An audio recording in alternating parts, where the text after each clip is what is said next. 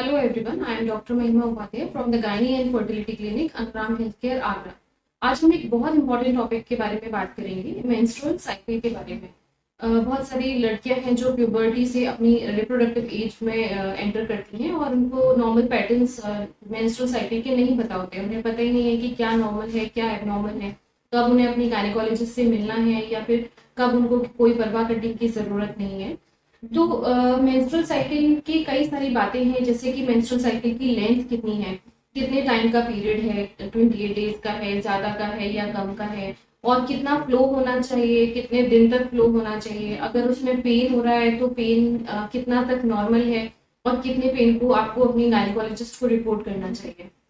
तो ये सारे सवालें हैं जो बहुत बार हमारे पास गर्ल्स लेकर आती हैं। तो हाँ, we will try to reply all these questions in this video. तो नॉर्मल मेंस्ट्रुअल साइकिल क्या है? तो मेंस्ट्रुअल साइकिल का जो लेंथ है वो हम काउंट करते हैं first day of start of the menses. जब से मेंसेस स्टार्ट होते हैं तब से लेकर उसको जो नेक्स्ट मेंसेस स्टार्ट होगा वो interval is called menstrual cycle length. तो नॉर्मल मेंस्ट्रुअल साइकिल लेंथ अगर हम एवरेज बताएं तो इट इज अराउंड 28 डेज का इज कंसिडर्ड नॉर्मल, जिसमें अगर 4-5 डेज बिफोर या 4-5 डेज आफ्टर होता है तो that is also considered normal. So 21 to 35 days का cycle length is considered normal. तो अब कितना फ्लो को हम नॉर्मल मानते हैं? तो मोस्टली 2 to 7 डेज तक का जो फ्लो है, अगर किसी को 2 डेज से लेकर 7 डेज तक में अगर पीरियड स्टॉप हो जाता है दैट इज कंसिडर्ड नॉर्मल।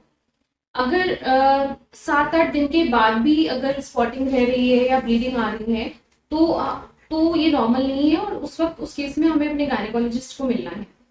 तो अब दूसरा सवाल आता है कि इन दिनों में आपको ब्लीडिंग कितनी हुई, फ्लो कितना नॉर्मल कंसिडर किया जाएगा? तो मोस्टली अगर हम टेक्निकल लैंग्वेज में बात करें तो 80 ml का जो ब्लड फ्लो है that is consider normal. But आप 80 ml को कैसे काउंट करोगे? तो फॉर लेमेन हम ऐसा बोलते हैं कि अगर आपको 2 पैड्स अगर आपके सोक हो रहे हैं like for 2 days then this is normal. लेकिन if you are using more than 3 or 4 pads and the flow is associated with passage of clots also, और बार बार आपको फ्रिक्वेंटली अपना पैड चेंज करना पड़ रहा है, तो that is not normal. In that case you have to see your gynaecologist. अब उसके बाद नेक्स्ट क्वेश्चन है कि पेन का कितना ड्यूरेशन इज कंसिडर्ड नॉर्मल।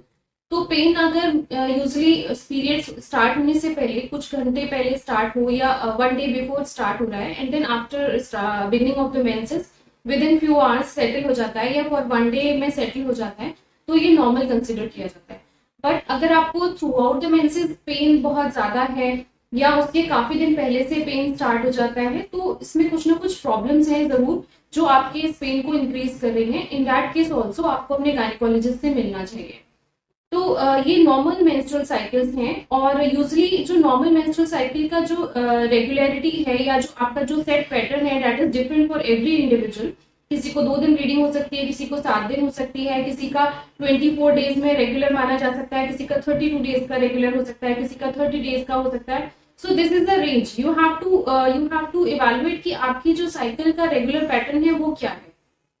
तो मोस्टली जब से मेंसेस स्टार्ट होते हैं, जिसको हम मीनार्की कहते हैं, that usually start at 13 to 14 years of age किसी भी गर्ल को, और तब से लेकर उसका 3-4 ईयर्स में एटलीस्ट रेगुलराइज होने में टाइम लगता है पीरियड्स को।